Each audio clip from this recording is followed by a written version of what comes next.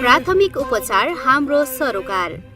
योगदान राष्ट्रको लागि संस्था नेपालमा प्राथमिक उपचार सम्बन्धी तालिम दिई देशमा आइपर्ने दैवी प्रकोप, महामारी, दुर्घटना तथा आपतकालीन अवस्थाका लागि जनशक्तिको विकास गरी स्वतन्त्र स्वयंसेवक खडा गरेर परेको बेला समाजमा योगदान दिन गठित एक सामाजिक मुनाफा रहित जनहितकारी संस्था हो। विक्रम सम्वत 2074 चैत 1 गतेदेखि 2076 सम्म देशका विभिन्न 46 वटा जिल्लाहरूमा प्राथमिक उपचार सम्बन्धी तालिम सचेतनाको कार्यक्रम सम्पन्न गरेपछि कोरोना संक्रमणको अवस्थामा 2077 असोज 5 गते कम्पनी रजिस्ट्रारको कार्यालयमा दर्ता भई औपचारिक रूपमा संस्था अगाडि बढ्यो। 2077 असोज 21 गते आन्तरिक राजस्व विभागमा दर्ता तथा 2077 असोज 22 गते समाज कल्याण परिषदमा आबद्ध भई कार्य गर्दै आएको छ।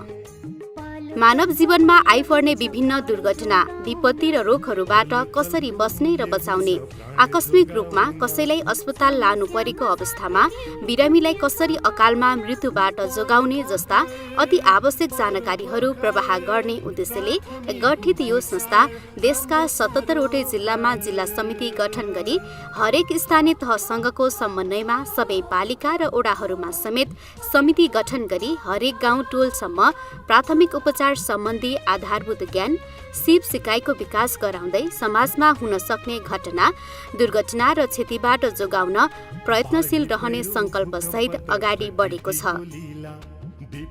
स्थापना काल अगाडिदेखि नै विभिन्न जिल्लामा प्राथमिक उपचार तालिम, जनचेतना, रक्तदान कार्यक्रम, वृक्षारोपण, ट्राफिक सचेतना, सरसफाई लगायतका कार्यक्रम सञ्चालन गर्नुका साथै एक आपसमा सद्भाव र सहयोग अभिवृद्धि गर्ने, आपद विपदमा सहयोग पुर्याउने, सामाजिक शैक्षिक जनचेतना जस्ता कार्यक्रमहरू सञ्चालन तथा सञ्चालनमा सहयोगी संस्थाको रूपमा भूमिका निर्वाह गरिरहेको छ।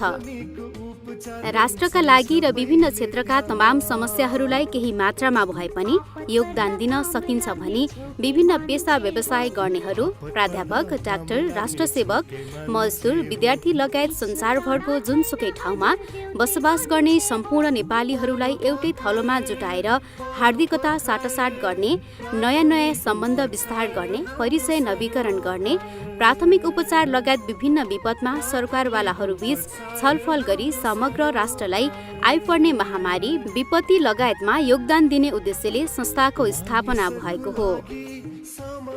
देशव्यापी रूपमा मानवीय सद्भावपूर्ण सम्बन्ध कायम गर्दै समग्र राष्ट्रको विकास र समृद्धिका लागि सदैव क्रियाशील रहने आशा संस्थाले लिएको छ। विक्रम सम्वत 2078 असोज 12 गते चाबहिल काठमाडौँमा योगदान राष्ट्रको लागि प्रथम अधिवेशन तथा साधारण सभाद्वारा ओम प्रसाद उप्रेतीको अध्यक्षतामा कार्यसमिति चयन भयो। हालसम्म यस संस्थाको आजीवन सदस्य संख्या करिब 150 रहेका छन् भने साधारण सदस्य 25,000 भन्दा बढी रहेका छन्। संस्थाले गरेका मुख्य कार्यक्रमहरू: पहिलो साधारण सभाबाट नयाँ कार्यसमिति बनेपछि पहिलो राष्ट्रिय स्तरको कार्यक्रम 2078 असोज 16 गतेदेखि 20 गतेसम्म बाँकेको नेपालगञ्जमा अन्तर्राष्ट्रिय प्रशिक्षक तथा संस्थाका अध्यक्ष ओम प्रसाद उप्रेतीबाट प्राथमिक उपचार तालिम सञ्चालन गरियो। उक्त कार्यक्रममा लुम्बिनी प्रदेशका जिल्ला सहित अन्य जिल्लाबाट गरी 100 जना प्रशिक्षार्थीहरूले सहभागिता जनाएका थिए। दोस्रो राष्ट्रिय स्तरको कार्यक्रमको रूपमा 2078 पौष 2 गतेदेखि 4 गतेसम्म चितवनमा 3 दिने प्राथमिक उपचार तालिम सम्पन्न भयो। चितवन जिल्ला समितिको पहलमा भएको कार्यक्रममा विभिन्न जिल्लाका 200 जना सहभागी भई प्रत्यक्ष लाभ लिएका थिए। योगदान राष्ट्रको लागि डोटी कार्य समितिको आयोजनामा 2078 चैत्र 24, 25 र 26 गते 3 दिनसम्म दिपायलमा प्राथमिक उपचार तालिम सम्पन्न भयो। कार्यक्रममा करिब 200 जना सहभागी थिए।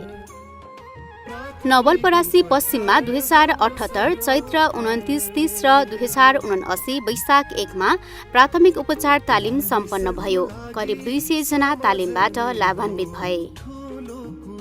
2079 साउन 6 र 7 गते केन्द्रीय कार्यालयको आयोजनामा प्राथमिक उपचार तालिम सम्पन्न भयो। विभिन्न जिल्लाबाट 60 जना प्रशिक्षार्थी सहभागी भएका थिए। योगदान राष्ट्रको लागि वार्षिक उत्सव योगदान दिवसको अवसरमा 2079 जेठ 28 गते 20 जिल्लाहरूमा एकैसाथ प्राथमिक उपचार सम्बन्धी जनचेतना, सरसफाई, सडक दुर्घटना सम्बन्धी जनचेतना र रक्तदान कार्यक्रम सम्पन्न भयो। 2079 असोज 30, 31 र कार्तिक 1 गते हेटौडामा प्राथमिक उपचार सम्बन्धी 3 दिने तालिम सम्पन्न भयो। 2079 कार्तिक 2 गते हेटौडामा दोस्रो वार्षिक साधारण सभा सम्पन्न भएको थियो। 2079 पौष 1 गतेदेखि 5 गतेसम्म र पौष 6 गतेदेखि 10 गतेसम्म चाबहिल काठमाडौँमा 5-5 दिनको प्राथमिक उपचार तालिम सञ्चालन गरिएको थियो। कार्यक्रममा 77 जिल्लाबाट 350 बढीको सहभागिता थियो।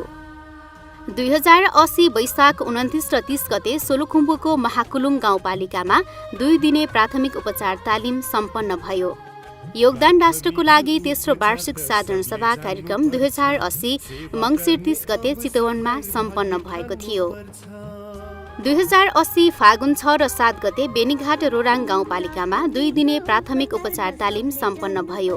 तालिममा करिब 200 जनाले सहभागिता जनाएका थिए। गत वर्ष नै झापा जिल्लामा 3 दिने वाटर रेस्क्यु तालिम र प्राथमिक उपचार तालिम, धनगढीमा 3 दिने प्राथमिक उपचार तालिम, नुवाकोटमा 2 दिने प्राथमिक उपचार तालिम सम्पन्न गरिएको थियो। मकवानपुर, बारा, पर्सा, रौतहट, सर्लाही, धनुषा, सिराहा, सप्तरी, सुनसरी, मोरङ र इलाम जिल्लामा प्राथमिक उपचार सम्बन्धी तालिम सचेतनाका साथ जिल्ला भ्रमण पनि गरिएको थियो। 2081 जेठमा गण्डकी प्रदेशका कास्की, स्याङ्जा, गोर्खा, तनहु, लमजुङ लगायतका विभिन्न जिल्लाहरूमा तालिम सचेतनाका साथ भ्रमण कार्यक्रम सम्पन्न भएको थियो। 2081 जेठ 11, 12 र 13 गते चाबहिल काठमाडौँमा 3 दिने प्राथमिक उपचार तालिम सम्पन्न भयो। तालिममा करिब 200 जना सहभागी थिए।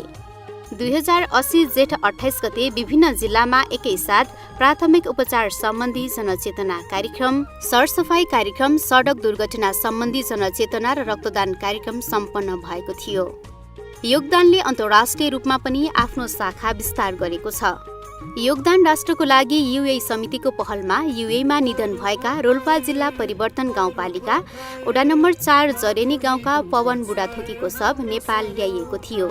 पवनको शव नेपाल ल्याउन युएको कानुनी प्रक्रिया पुर्याएर 2081 भदौ 12 गते योगदान राष्ट्रका लागि केन्द्रीय अध्यक्ष ओम प्रसाद उप्रेती, योगदान राष्ट्रका लागि युएका अध्यक्ष दिवस थापागाई, युए समितिका सल्लाहकार पूर्ण ओलीको समन्वयमा शव नेपाल पठाइएको थियो। योगदान राष्ट्रको लागि युए समितिले 2081 असार 16 मा प्राथमिक उपचार सम्बन्धी जनचेतना, मोटिभेसनल तथा वित्तीय साक्षरता कार्यक्रम पनि सम्पन्न गरेको थियो। यस्तै 2081 असोज 20 गते बृहत जनचेतनामूलक कार्यक्रमको आयोजना गरेको छ। तपाईँ हामी सम्पूर्णको साझा संस्था योगदान राष्ट्रको लागि राष्ट्रप्रति समर्पित छ। यस संस्थालाई अहिलेको अवस्थासम्म ल्याइ पुर्याउन अग्रणी भूमिका निर्वाह गर्नुहुने आदरणीय अग्रजहरूप्रति हार्दिक नमन व्यक्त गर्दछौँ। संस्थाले हालसम्म सम्पन्न गरेका कार्यक्रमहरूमा प्रत्यक्ष वा अप्रत्यक्ष रूपमा आर्थिक भौतिक सहयोग पुर्याउनुहुने सम्पूर्ण व्यक्ति, सङ्घ संस्था, आम सञ्चार माध्यम, आम मिडिया कर्मीहरूप्रति हार्दिक आभार प्रकट गर्दछौँ।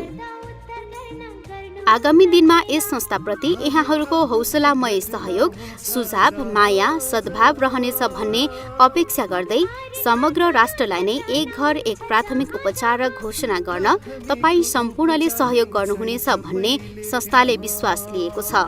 धन्यवाद। आपत पर्दा काम लाग्ने छौके मान्छे हो, आपत पर्दा काम लाग्ने छौके मान्छे हो, ईश्वर टाढा छैन हजुर देउतै मान्छे हो।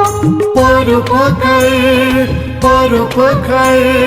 प्राथमिक उपचार हाम्रो सरोकार, प्राथमिक उपचार हाम्रो सरोकार। मानिसको लागि समाज नै हो ठुलो कुरा, सेवा बिना जीवनको सार हुन्न पुरा। मानिसको लागि समाज नै हो ठुलो कुरा, सेवा बिना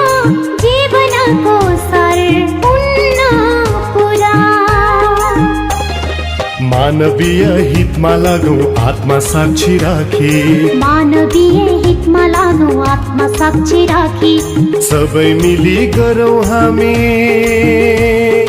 योगदान राष्ट्रको लागि योगदान राष्ट्रको लागि योगदान राष्ट्र